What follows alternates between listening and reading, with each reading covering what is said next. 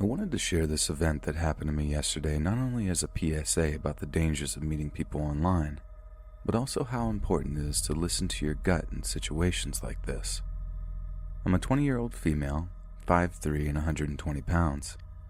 Most people comment on how much younger I look than my age, which may be worth mentioning. I on and off use Tinder, usually just when I'm bored at night and want to kill time. I'm bi, mostly interested in girls, but I keep guys turned on in the Tinder settings because there aren't many girls on the app in my area. I matched with a guy who we'll call Adam, around the same age as me, and after Snapchatting for a few hours, I decided I was comfortable enough to meet up with him and smoke, although I should have realized how dumb of me it was to follow through with these plans. Since we both live with our parents, Adam said he knew a good spot for us to smoke privately without having to worry about other people or police, since smoking is not yet legal in my state. I was reluctant about meeting in a park to smoke with a stranger, but I was really bored and hadn't smoked in a few months. Adam sent me the address to the park and I headed that way. He sent me a snap showing me that he was in his car at the park waiting on me. He told me to come to the back of the park because we would be in a more secluded area, so I drove my car down the skinny path to the back parking lot where I saw a blue van parked in the corner. I started doubting my decision once he messaged me saying, "Hey, I'm in the blue van, come hop in." I kept looking at the van trying to make out any sign of a person in the driver's seat. To my surprise, not only did I see Adam in the front seat, but I saw another guy in the back of the van ducking his head. I immediately drove out of the park and blocked Adam on Snapchat and Tinder on the way out. A few minutes after pulling out and heading home, I got a notification on Snapchat indicating a guy named David had added me through search. Not through contacts or quick add, he literally searched my username.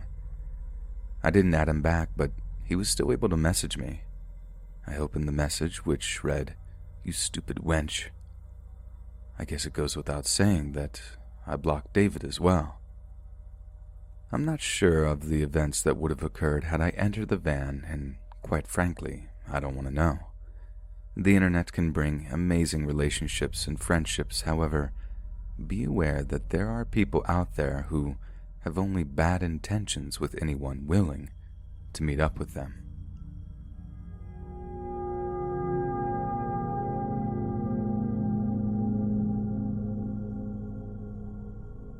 My husband, Michael, and I are in our early 30s. We have 2 toddlers. The couple I will talk about I'll call Liz, and her husband we'll call Klinger. Now let's dive into the story. I was scrolling through Facebook when I noticed a post on one of our local Talk of the Town groups. Liz posted saying that she wasn't from the area and wanted to know where everyone hangs out and says she wants to make friends. Me, being my outgoing self, I decided to comment saying, "I'll be your friend." I know, it was a very stupid idea on my part, and I let my overly trusting and friendly personality get the best of me. Liz and I started Facebook messaging and quickly realized we had a lot in common. Klinger and I had mutual Facebook friends, so that made me more inclined to meet up. I arranged for the 4 of us to get dinner and hang out. We had a good time and shared the same sense of humor. It turned into Liz and I hanging out weekly and Klinger inviting Mike to play pool every week. Mike was working a very demanding job that made it hard for him to have the time to hang out, and when he did have the time, he was too tired. Well, this made Klinger turn a bit crazy. Klinger asked if Mike could go to a pool night, and he said no because of work. Klinger completely freaked out. He started texting Mike saying that he was being a part-time friend, and that he couldn't deal with having a friend that didn't give enough effort. He said that Mike was leading him on as a friend. Naturally, Mike and I thought, WTF? What is wrong with this guy? Mike started saying that Klinger was overreacting and that he has obligations like work and family time. He said that he doesn't have to be Klinger's friend and chill out. Mike ignored all messages from Klinger and we went about our days. Liz and I still hung out regularly, just us girls, and figured that Mike and Klinger didn't have to hang out with us. I thought, okay, problem solved. Wrong. Klinger started messaging me saying that he doesn't understand why Mike wouldn't want to hang out with him and that he wasn't being nice. I tried explaining that he's got a lot going on and to chill out. This just made him angry, and he lashed out by saying that Mike didn't give me enough me time and that everyone deserves that. He insisted that Mike take time for himself and have a guys' night weekly. I told Klinger that him and Mike don't have to be friends and it's not a big deal. You would think I would have cut Liz and Klinger out of my life right then, but I thought that I could be friends with only Liz. I then started to notice that Liz was becoming too clingy and would get mad if I said I felt like just hanging out at home instead of with her. She made me feel guilty for wanting to have time alone, so my idiot self fell for it and thought that it would be wrong of me to leave her to be lonely as she didn't have anyone in the area. This in turn made me spend more money than we could afford, as she always wanted to get drinks or food. Mike and I started arguing because Liz would twist things I said to her, then Klinger would spit them out to Mike. I thought about ending our friendship, but wanted to give her the benefit of the doubt. This all changed when I got a text from Liz asking if Mike and I would want to come over and do Molly with them. I'm not into drugs, except maybe smoking occasionally, so I definitely wasn't about to go over to their place to do Molly. I said that we wouldn't, and I'm not into that. Anyways, plus we didn't have a sitter. Liz had the audacity to say that I should bring our kids over with us and their kids could play with them. I told her absolutely not, and she got mad that I said it was a bad idea. Meanwhile, Klinger is nonstop texting Mike saying that he's just some alcoholic and that he doesn't give it to me enough. Mike and I were totally taken aback as this came out of nowhere, and I never complained about my intimacy to Liz or Klinger. In fact, I told Liz that I was pretty content with that. I did mention Mike drinking a lot at the time, but didn't go into further detail, and it wasn't some big secret. He had a drinking problem around this time, but that's a story for another time. Klinger then lectured Mike about him needing to quit drinking and that he's just a terrible father just like his dad. My husband has his share of issues, sure, but he's not just some terrible dad and has dramatically improved since this occurred. Klinger then said that our kids are annoying and ugly. He told Mike that our son shouldn't have a pacifier and how we are intentionally screwing up his teeth. Keep in mind that they were around 17 months and 3 years old with standard tantrums. Mike said that he was done with the conversation and that there was no reason for him to disrespect our family, which obviously included a few choice words. Mike said he doesn't care what he's into, but that Klinger seems to be looking for a boyfriend, not a friend, and he's not into men. Klinger lost his mind and told Mike that he would break him in half. Mike blocked him on everything. Then I texted Liz saying that our friendship was over due to her psycho husband. After we blocked them, we didn't hear from them again, but I was nervous for a good month that Klinger would show up at our house and try to do something. It didn't help knowing that Klinger regularly went to the dark web and hearing all the horror stories surrounding that. Also, at the time, they lived about 10 minutes away. Thankfully, I knew beforehand that they would be moving to a city about 40 minutes away in the near future, so I knew it would be unlikely that I would run into them. So long story short, I learned the hard way that when it comes to friends, it's quality, not the quantity of friendships. We have a couple of good friends and are more than happy keeping it that way.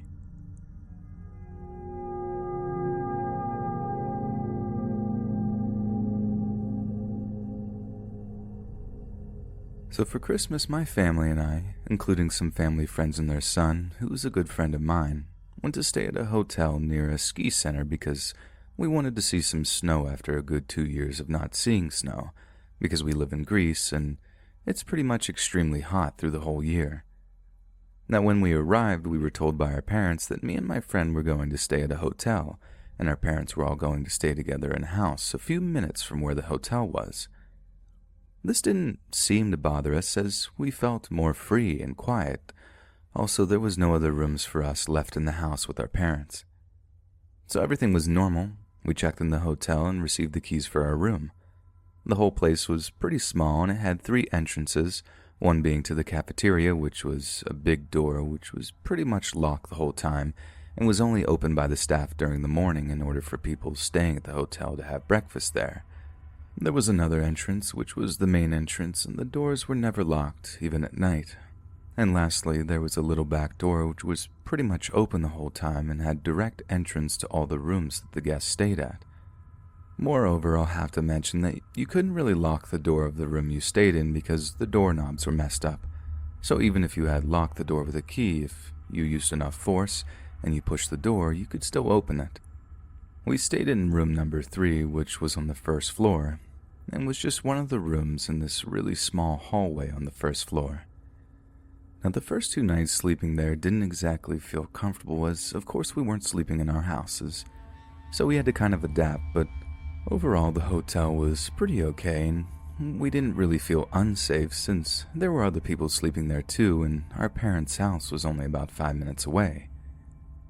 However, during the 3rd night, I couldn't really sleep, and about 5 in the morning, I felt pretty uncomfortable as I had this gut feeling of having to protect my friend, since I've known him for a really long time, and I've always cared for him and kind of acted like a big brother to him. Therefore, I took my phone and turned on the flashlight as I looked around the room, and I didn't notice anything at first, so I just went to the bathroom really quick, and when I came out, I noticed 2 things. The first is that my friend had also woken up, and he was also kind of anxious, and he told me that he couldn't sleep. And the second is that there were some little mistletoe twigs spread around in the room. Now, I've noticed from the first day that the staff of the hotel had to hang mistletoe in the doorknobs of every room because it was Christmas. But I had never noticed our room being such a mess from the mistletoe before, despite one time where I had forced the doorknob open because my friend was sleeping inside the room and I had left the keys inside so I couldn't get in normally. That kind of shook me at first, but I tried to remain calm, and I just turned on the lights and started to talk to my friend about why he was also feeling anxious and at unease. He told me that he just couldn't sleep, and then he asked me something that creeps me out to this day. He asked me if I had stood up in the middle of the night and just looked down at him for a good 5 seconds before exiting the room for whatever reason so late. I didn't want to cause him any panic, so I just said, "Are you sure you didn't see that in your sleep? Because I never did that," and then proceeded to try to calm him down. Eventually, I did get him to calm down and got back to sleep, and I just put a chair close to the door and sat there on my phone till it became day, and some light started showing through the curtains. I never mentioned anything because I didn't want to cause anyone to panic, because this could have just really been a very unfortunate combination of events. Also, we were scheduled to leave that morning either way, so I just held all this inside myself and didn't tell anyone, but who knows what could have happened if, when I opened my phone flashlight, someone was actually there.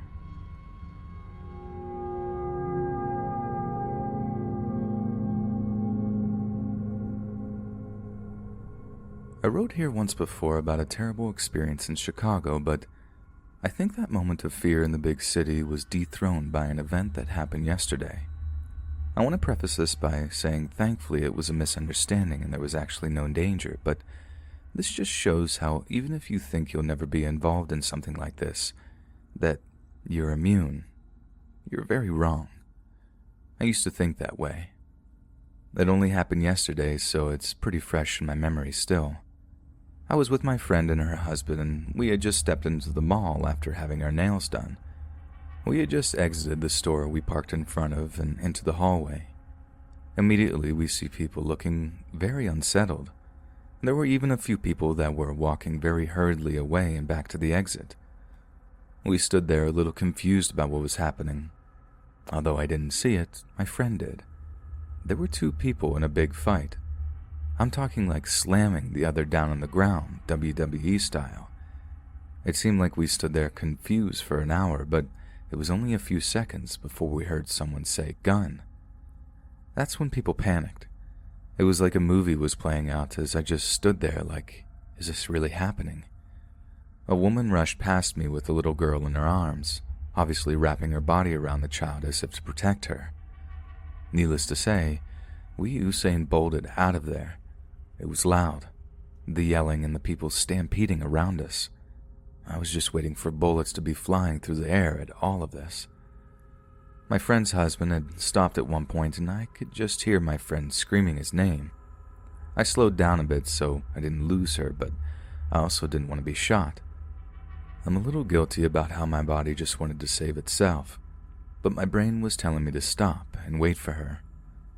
I slowed my running and called her name, and thankfully both her and her husband were behind me again. We finally got back to the car, very out of breath since we hadn't ran like that since high school. We stood there by our vehicle for a while debating what we were going to do, and settled on getting drinks at a restaurant across the mall parking lot so he could watch what was going on since the police had just arrived by then. Suddenly my friend's husband looked at us all serious and said, "Go." And we get nervous all over again, and we're like, why? And he just keeps saying, "Go, go, go," and starts ushering us up hurriedly away. We finally got an answer to why he was rushing us away, and he said, either someone dropped something, or there was a gunshot. It didn't take long for people to figure out it was a miscommunication. We watched the police leave, and the mall reopened just fine in the hour or so we were at the bar and the restaurant.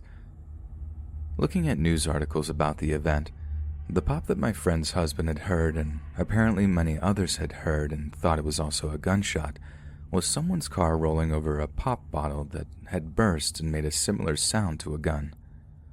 All in all, thankfully nobody got hurt, aside from those guys inside who were fighting like they were in a boxing ring, and we still don't know who or why someone said gun. I never really thought something like this would happen to me, but obviously it can. You always just think you'll be safe, and just hear whatever happens on the news and say, wow, so glad I wasn't there.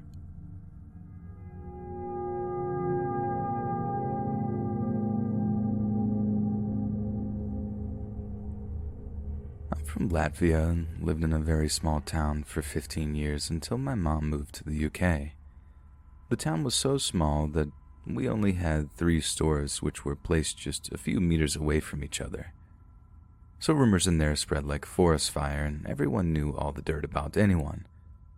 Max always seemed to have this kind of reputation of being a kid with a bit of mental issues, plus his mother was hardcore alcoholic, and father of course not present, instead ever-changing stepdads, one worse than the other. I kind of had sympathy with her because my mom had raised me and my twin brother while my dad was either laying drunk in some terrible apartment or when sober whining about how he feels like his heart will stop soon and he needs medication. I roll my eyes at the thought. Because my town was so small, I went to primary school with all my classmates, and Max was already showing antisocial behavior, throwing tantrums, stealing from other kids, pushing, etc. He even ended up throwing big wooden dice at another boy, which led him to have a crack right between his eyebrow. He still has a scar there. I've even seen it on Instagram. I don't remember the reason he got so mad, though. And somewhere around 12, we kind of became friends. As I also had label of weird kid too, because till 15, I would do this weird thing where I would spin pens and pencils on the floor while daydreaming about my imaginary world for hours. My parents thought I had some form of autism because of that. It turns out it was a coping mechanism because I was a black sheep in my family and had problems connecting with my friends, which made me cling onto him hard. He secured his position as good friend by love bombing. Although this term is used for a relationship, I just couldn't find a better word to describe it. Basically, it's like the honeymoon phase before the true colors come out. Then manipulation began at first. Something small like, snatch some cigarettes from your granddad. Then it escalated to, if I would get a new toy or some sort of cool gift from my parents, he would ask to play with it, but then I wouldn't see it for days because he would pretend like he accidentally put it in his pocket and forgot to give it back. If I called him out, he would bring up the fact that his family is poor, telling me stuff about how privileged I am, and that people like me should starve for a week to know the true struggle. But the thing I hated the most was the, it's just a joke. Whatever he would do, something that made me terrified, like throwing lit matches at me while saying, "I'll burn you alive." It was some kind of hilarious joke, or pulling me down when we had PE in a pool, and if you ever were fortunate enough to experience drowning, you know what a scary experience it is. Thank God the coach banned him from practice. He also was the first person who I came out to. In Latvia, homophobia is pretty much normal, and it's hard to find anyone who is LGBT supporter, so it was a big deal for me. So he thought it's alright to try to pressure me into giving him certain sensual favors. Now keep in mind, at that age, I had no concept of what any of that was. I legitimately thought that babies just kind of came out of nowhere. Although I had enough courage to say no. And after that incident, he would gaslight me into thinking that I made this all up whenever I would bring it up. Also, he would get angry at me. He would call me the Russian F word. The frog incident was the last straw. We had this small forest in my town which was considered a tourist attraction. There was a shallow pit in the forest where people, mainly alcoholics and hobos, would throw all sorts of junk. We found an empty fish tank and a bottle with oil. He told me to hold the fish tank, so I did. Before I go further, I just wanted to say that I'm deeply ashamed of my actions. He placed the toad into the tank and proceeded to fill the tank with oil. The gravity of the situation hit me hard at this moment. Seeing this poor creature trying to make its way to the top while miserably failing, the thick black liquid dripping through its eyes made me cringe as I imagined how it would feel, like if I was the one inside the fish tank. I remember after that I couldn't eat any wet food for weeks as it would remind me of that frog. I also remember my mom comforting me because I was nonstop crying, but not being able to explain why because of how guilty I felt. After that, I slowly was distracting myself from him, and then I moved to England, so he was pretty much a ghost of the past now. Although I still struggle mentally as I recently was diagnosed with BPD, which might explain why I tolerated him for so long, at least I learned to cut toxic people after the first red flag.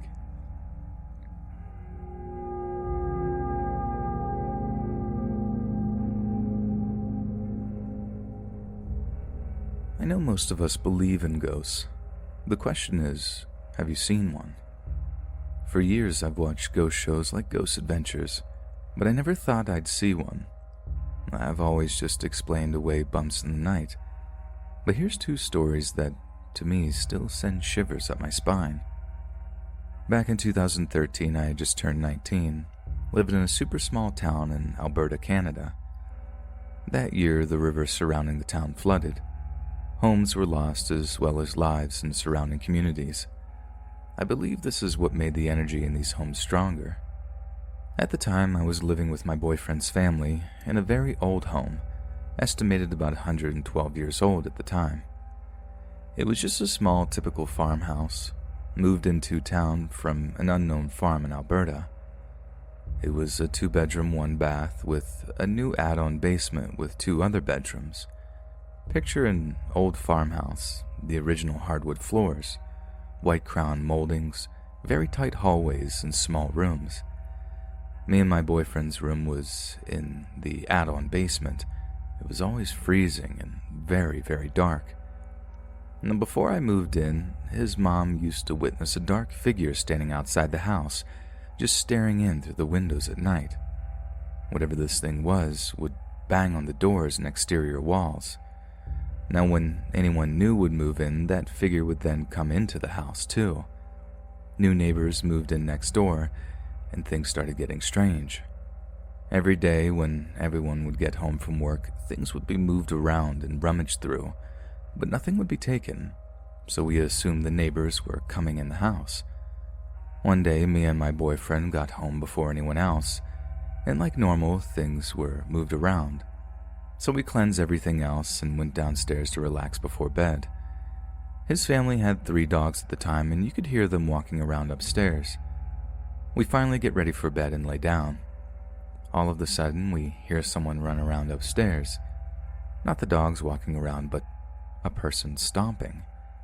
But none of the dogs were barking or getting upset. No one else was going to be home till about 11 p.m. or later. We call his mom asking if she had gotten home, and the answer was no. So my boyfriend jumps out of bed and grabs his shotgun, thinking someone had broken into the house. He sweeps the house room to room, and nothing. No one but the dogs and us were there. As soon as we get back, we lay down after finding out no one was there. Whatever had walked through the house before runs out. One day, I was staying at my boyfriend's sister's house for the night. This home she owns is very haunted. Her daughters talk to a person named Ogie. Screaming and yelling, this thing is scarring them. Their motion-censored toys go off all the time, and so on. Anyways, this night I was just falling asleep on the couch, and out of the corner of my eye, something keeps moving in the kitchen, next to the living room. All of a sudden, in the middle of the night, I wake up to a chill running down my spine. I go to the kitchen to grab a glass of water. As I walk into the kitchen, the overhead light flicks on, and I turn to tell the kids it's late and time for bed. But instead, I see a woman in a white dress. Her body was deformed.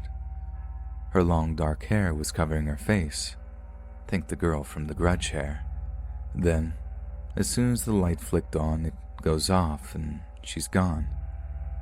This house is built next to an old unmarked graveyard. All of the family has seen this woman walking through the house and the yard. I think it's evil as the kids are so scared of it and says she does mean things to them and lives on the ceiling. Needless to say, those homes scare me and everyone who lives in them. Now, are ghosts real? Well, now I know. They are.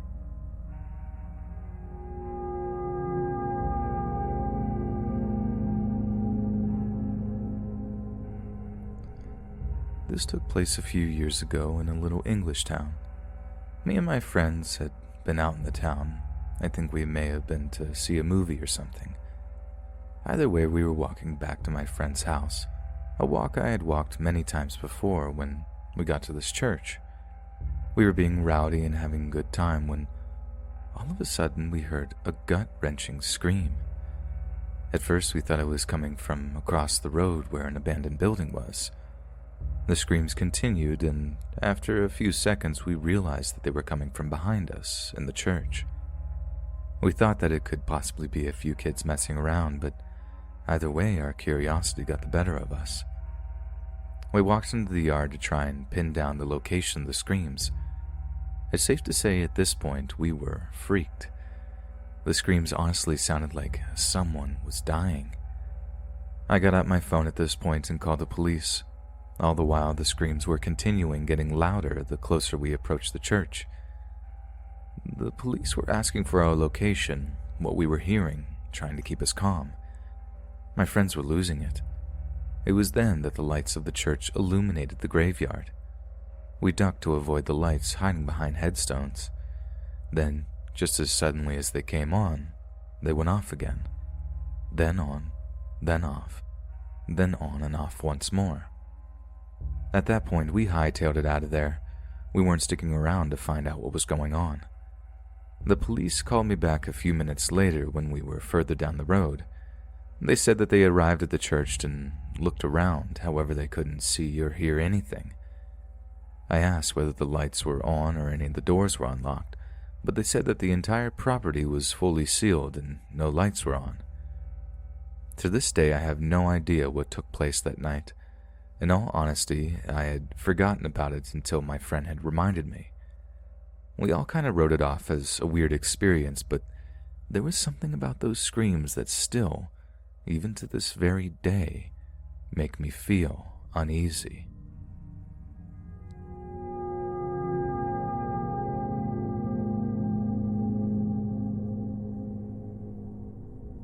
This is a true story that really happened to me back in 2006 when I was living in Hobie Sound Beach, Florida, a rather small town in between some bigger beach towns.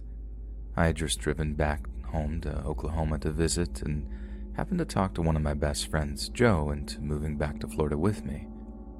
One night, Joe and I had decided we were going to head down to the beach, bring a couple of beers and some herb, and chill out down by the ocean. It was a nice night. As we pulled up, I remember parking my car in the beachside parking lot. We were listening to Sublime and opening our first beers when I told Joe I was going to go walk down to the beach. I kicked off my sandals and walked down to the ocean. The ocean was flat, waves barely rolling up against my ankles. As I'm standing there gazing upon the open ocean, I hear Joe say something as he started walking down from the car towards me on the beach. Then what I can only describe as an ethereal blue lane of light illuminates me. The light creates a lane about 15 feet wide. The light illuminated the sand from the ocean to the top of the beach's sand dune. What struck me as odd was that it wasn't a broadcast light in a V shape from the origin. It was a parallel lane of light. It was illuminating the granules of sand in a way I've never seen light do before. As it lit me up, I exclaimed to Joe, "What is that?" I began to search for the origin of the light. I didn't see nor hear anything in the sky above, so I focused my attention on the ocean. I could somehow sense that this light was coming from near offshore. I squinted to look for any stern lights, assuming maybe this was coming from a boat. This was a clear night, and in a clear night off the Florida coast, you can see a boat's light for miles off the coast into the horizon. I saw nothing. No boats, no shadow outlines along the horizon, nothing. Still, I could sense that this light illuminating me was coming from a few hundred yards off the beach, albeit still unable to physically see the object. This analysis all happened within a matter of probably 20 to 30 seconds as the light illuminated me. The light then slowly dissipated off me. It then lit up Joe's lane for about 10 seconds, who had now descended the top of the beach and was almost closing in on me. Now he's freaking out. Then the light dissipates off him and illuminated the lane on the other side of me, where there was nothing. The light then behaved in a wave I will never forget. It did a rapid shuffle off the 3 lanes in a random fashion. It straight up scanned us, is all I can describe it as. The next thing I know, a huge tidal wave is picking me up off the beach. The wave had to have been 20 foot tall. It picked me up off the ground and threw me face first into the beach like a rag doll. If you've ever skateboarded, I'm sure you've heard the term scorpion, where you eat it face first and then your legs wrap up over your head from behind you. Worst case scenario kind of ordeal. That's what happened. Not so gnarly. As I got up, I yelled for Joe. I heard him.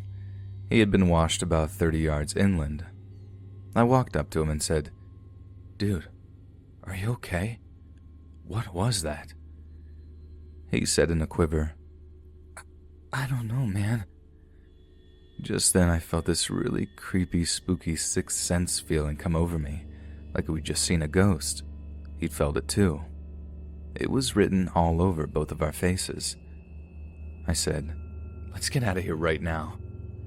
So we jumped back into my car and hauled it back to the house. As we're sitting on the couch in the living room trying to recount what had just happened on the couch, we must have been talking very loud. My cousin, who had been in bed sleeping, comes out and says, "Guys, it's 4:30 in the effing morning. What are you guys out here yelling about? I gotta wake up for work in like an hour." He was so mad. Simultaneously, we both started blurting out what had to have seemed like absolutely insane retelling of what just happened. He didn't believe us, of course. He asked us if we had taken hard drugs or were drunk. We weren't. We'd only both had 1 beer each. Then as he goes back to his room to go to sleep, I looked over to my friend Joe and said, "Wait, 4:30? We went out there at like 11 and have only been gone an hour." We both looked at each other with frightened eyes.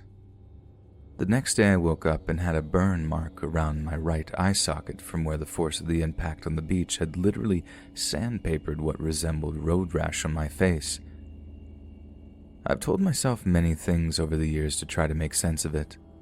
Government helicopters, submarines, tidal wave warning systems, but deep in my gut I know that Joe and I will never forget, and coincidentally also never fully remember, the time we were possibly abducted by an unidentified submerged object. I was 20 years old back then, just a pup. I recuperated fast, but the older I got, closer to my 30s, the worse and worse my back showed I wasn't all right. That tidal wave that scorpioned me up onto the beach really had messed me up.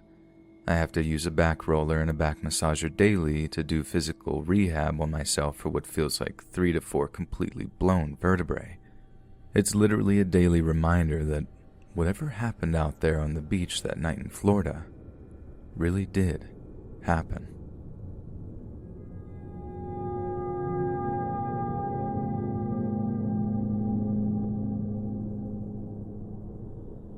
I'd like to start this by saying I am a skeptic. As a child, my father always gave my brother and I a choice to be whatever we wanted to be, thus giving me the option to think critically and look at the world from the most logically explainable standpoint. So this is all just as confusing to me now as it was when I was witnessing it as a child or teenager. My parents weren't around very much when I was a kid. My dad working day and night as an aerospace engineer at U of M, and my mother simply wanted nothing to do with me. So my brother and I spent a lot of time with our grandfather, and the house we stayed at was a big Victorian-style house. My grandma had a thing for antiques, and so the house was decorated that way. During the strange times of living in that house, my grandparents were separated. My grandma was living in North Carolina for more than 8 years, leaving my grandpa to take care of said big empty house. I always loved staying there as a kid because I practically had no bedtime, and I got to spend most of Friday through Sunday watching anime and eating whatever I wanted whenever I wanted. I was a pretty isolated kid, and it was the perfect distraction for someone like me who didn't have friends to hang out with. That being said, the very first time I ever saw her was on one of these nights. Another thing I neglected to mention is that my room there is full of dolls. If I recall correctly, my grandma has over 300 Barbies, all still in their boxes, a small little bunch of porcelain dolls, and this antique chair that had a bunch of Raggedy Anns all sitting on it. It never really bothered me, but my brother won't set foot in that room. I guess I'm just not one of those people who's scared of dolls. In the past, I'd had issues with that chair full of Raggedy Anns, particularly when I'd leave my room and come back and all of the dolls that I'd just stacked up nicely and by size from big to small were laying on the floor all of a sudden. I just assumed it was my grandma's cat using the chair to get up into the window, and maybe she just knocked them all over in the process, but it became more of an issue when it was happening even when I'd shoo the cat out, close my door, and wake up to all the Raggedy Anns on the floor again. It was about 2 in the morning on either Friday or Saturday, and I was starting to feel drowsy, so I shut off Toonami and went into my room. It seemed like a typical weekend for 12-year-old me, you know? I turned on my little nightlight, got into bed with a glass of water next to me, took off my glasses, then shut off the light. When I laid there, eyes shut, I could feel myself drifting off into sleep, listening to the silence of the house, only to be woken up by the sound of those dolls hitting the floor as they fell off the chair at the foot of my bed. I got this strange tingling sensation on the back of my neck, but due to my stubbornness, I kept reassuring myself that it was nothing. Maybe it was just one of the dolls being unbalanced and causing a dolly avalanche or whatever. I kept trying to sleep, focusing on the familiar noises of my surroundings in the dark. The sound of the grandfather clock out in the hallway ticking, my grandpa snoring in the other room, the occasional popping sounds of the old house settling. Nothing seemed out of the ordinary yet. I had the strangest gut feeling ever. So I sat up to get a sip of water in hopes of calming myself. When I sat my glass back down on the nightstand, I looked up from where I sat, only to meet eyes with a small child sitting in the chair across from my bed. She smiled at me, then looked back down at whatever she was doing. In my head, I'm trying to rationalize this like, oh, maybe she's a friend of the family. But no, that still wouldn't explain why she's sitting in my bedroom at 2 a.m. So I had to be dreaming, right? I went to take off my glasses to rub my eyes, only to remember that I had already taken my glasses off and they were sitting on the nightstand. I could see this person perfectly, even though everything else around her was blurry in the dim light of the nightlight. I rubbed my eyes almost frantically, thinking I had officially gone crazy or something, but when I looked back up to the chair, she was gone.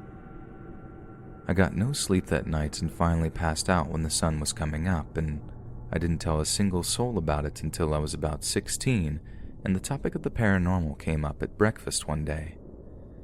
My brother, Grandma, and I were all sat at the table chatting after eating, and my grandma brought up that the house was haunted. She's very superstitious.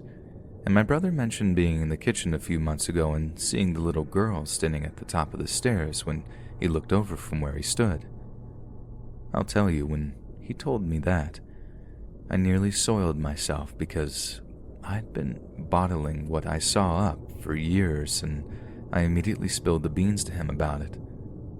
Just the fact that we both saw the same girl during very different time periods freaks me out for some reason, but the thing is, things got worse after that. During my teens, things got rough for my family. Things were not good at home. My mom was caught cheating on my dad, my brother left and no one knew where he went, and I was in a very deep depression. My grandpa had finally made the decision to move down to North Carolina to be with my grandma, and their house here in Michigan sat empty for years. If that house wasn't empty before, I'd start driving by then, so I'd take my little beater car over to their empty house and just sit in the formal living room on the ugly floral print couches in silence.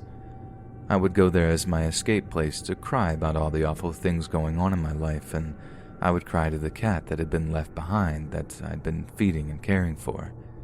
It's like the house would almost soak up my emotions, and the only way I could describe it is like when you wring out a sponge into a bucket. My feelings being the soapy water trapped in the sponge and the house being the bucket. There was a day I'd gotten out of school and was upset, so I drove to that house and went into the old room and cried. When I was all out of tears, I started going through all of my antique wardrobes and dressers in search of my old ballet shoes, or really any other memories stowed away from when I was a kid. When I opened one of the smaller drawers and found a medical bracelet from the 70s with a name on it. The name read Casey. My middle name is Casey. I got out my phone and immediately called my mom about it. At the time, I wasn't really on speaking terms with my mother, so it was a bit of a rough phone call, but it was one that made me understand some things a little bit better. My mother had a little sister named Casey who died at a very young age. I guess when Casey was conceived, my grandmother had an IUD but got pregnant anyway. She decided to have the baby regardless of all the health issues that the baby would have. Casey died before she turned 3 due to related health complications, and during the autopsy, they found the IUD inside of her instead of my grandmother. Learning this information broke my heart, and while I understand why no one wanted to talk about it, it would have been nice to know that my middle name had that kind of significant meaning. After taking a bit to let all of this soak in, I decided to go back up to my old room and look for more of Casey's things. The other thing I found was a picture of Casey. I sat on the floor looking at this photo for a long time. In the corner of my room was a full-body mirror, and I scooted closer to it and held the picture up. I thought I was the only person in my family to have red hair and blue eyes. My parents, grandparents, and brother all have brown hair and brown eyes, but I realized just how much I look like Casey. I looked myself in the eyes and began to cry, feeling overwhelmed with this somber realization that the reason my mom resented me so much was because I looked like her dead sister. I held the photo and bracelet close to me and whispered, "Casey, I'm so sorry. I wish we could have met." And when I closed my eyes, I felt this strange sensation on the top of my head that I can only describe as a kiss, and then the house felt empty. Like actually empty this time in a way that I had never felt before, as if the weight was gone. I didn't go back there for a long time. Things went back to normal, though my version of normal at the time was not normal at all, but those stories are for a different time. I spent more time at home putting up with my family until the next year. My grandparents started talking about selling their house in Michigan and just living in North Carolina instead. It was around fall of the next year that I finally went back to that house again. I don't recall exactly what I had gotten into a fight with my mom about that time, but I was angry enough to pack a backpack up and leave. When I walked into the foyer, I noticed a lot of things that had already been in disrepair before my grandparents left had now turned into full-on decay. The paint on the walls had begun chipping off like brittle eggshells, and the house now smelled like mothballs and black mold as the basement had begun to leak regularly. The cupboards had bugs and mice scurrying about them, and some of the trees in the backyard had fallen dangerously close to the house. When I walked into my old room, it was like nothing had changed from when I was a kid, though. It was like a little time capsule of dolls, doilies, and lace curtains. I could feel it, though. She was gone. It was colder in there. I set down my bag next to the bed, and I remember taking off my shoes and just sitting. Not really doing anything, just sitting in silence for a long time. The grandfather clock in the hallway had stopped since no one was here to wind it back up.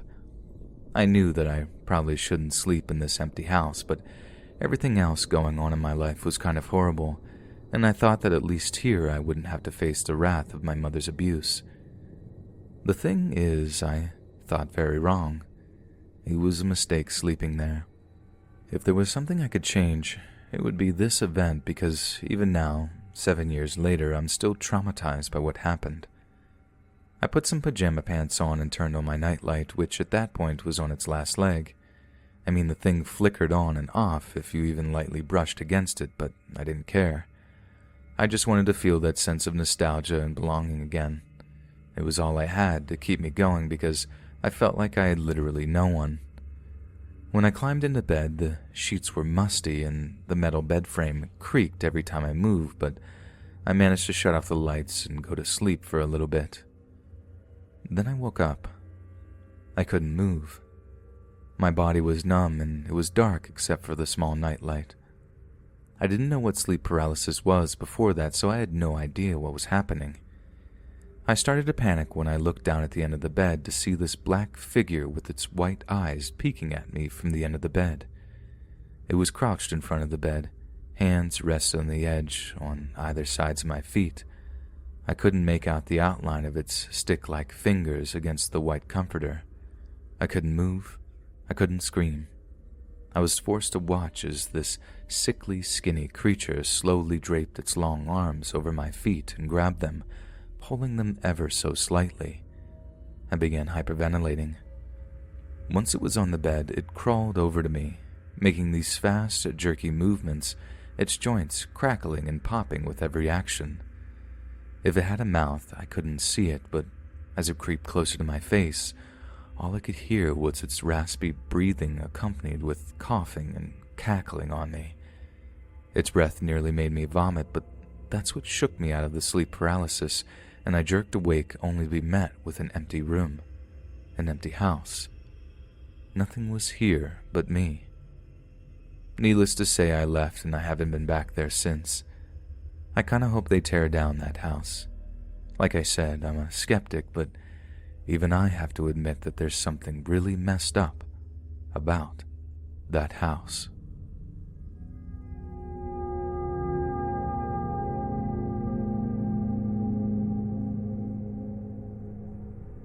Falling down, falling down, falling down. The incessant sound of my toddler came from the back seat as we made our way to the park. "Cassie, keep it down back there. I can hardly hear myself think."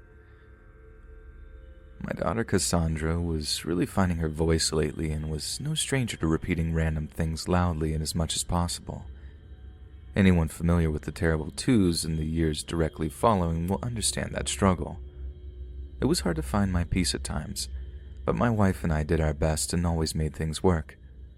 Our date nights are few and far between, but when we finally got around to them, they were always just what the doc ordered. It has been a while since our last one, and I'm starting to think it's time to call up Cassie's grandpa before long for another. It was my wife's night to go see her friends, and I was on babysitting duty. Nothing better than a trip to the park to wear out a kid with all that pent-up energy. This way, she will run rampant for 30 minutes to an hour and be worn out by the time we're driving home. That, of course, leads to her falling asleep in her car seat and an easy transfer to the bed once we arrive. As you can tell, I've kind of got this thing down to a science. Cassie was very particular in which parks she liked to play at. Strange, I know. Her favorite was the one downtown with the stone chairs that you could talk to each other in front of from really far away.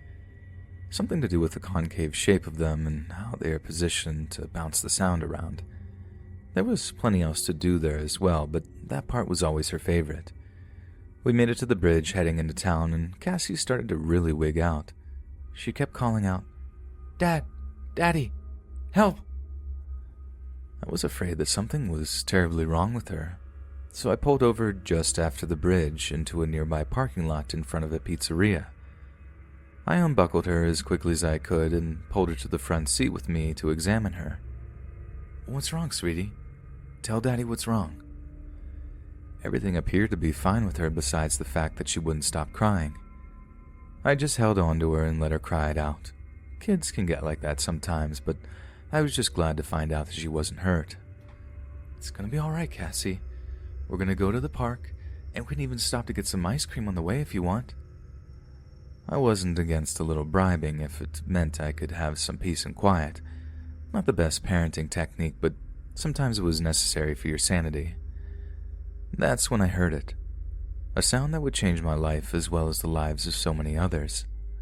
A loud rumbling accompanied by the sounds of piercing screams. I turned toward the noise and saw the bridge crumbling, covered from front to back in rush hour traffic. There were a couple of people who had been walking that scrambled in a mad dash, but were not able to make it to safety. Some of the drivers had thrown their doors open in hopes of the same, but it all happened far too fast. Not one person from one end to the other was able to make it off the bridge before the total collapse. It was a day that nobody in the city would ever forget, and all that kept running through my head were the words of my daughter as she sat in the car seat on her way to cross the bridge. Falling down, falling down, falling down. Cassie was no stranger to occurrences such as this one. When she was too young to speak a word, she was already prone to these types of incidents. While at first glance they might only seem a bit weird, looking back now, I fear that they were premonitions which we were unable to understand. Her grandmother and my mother passed away due to a heart attack. The doctors said that if she had gotten to a hospital, it was more likely than not that she would have been able to pull through. The one thing that always stuck out to me about that day as far as Cassie was concerned, she had taken every block, every puzzle piece, and every toy that was shaped like a heart and placed it in the center of the room. If that wasn't strange enough, she had placed every one of them on top of her favorite pictures of her and her Nana from one of their many zoo trips that they had taken together. Much like this time with the bridge, Cassie had been completely inconsolable, although neither me nor my wife had the slightest clue what was wrong at the time.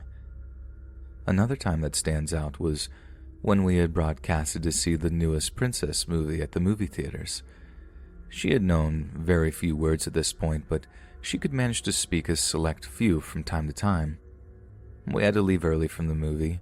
Babies didn't tend to do well without for long periods of time without crying or being noisy in some type of fashion. When we walked past the last theater on our way out, though, Cassie began to say, "Fire!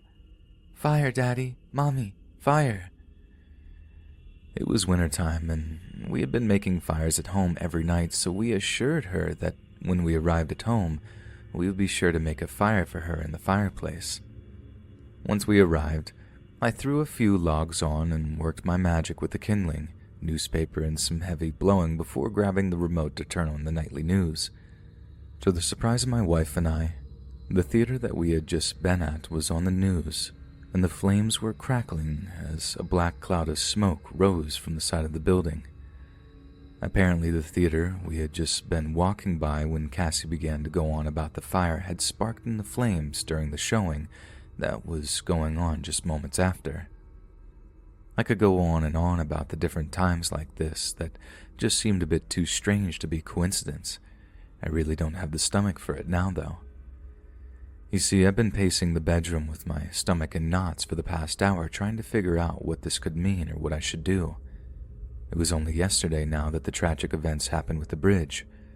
As heartbreaking and earth-shattering as that was for me to witness, It was something that my sweet daughter Cassandra said to me today that has me in such a frenzy.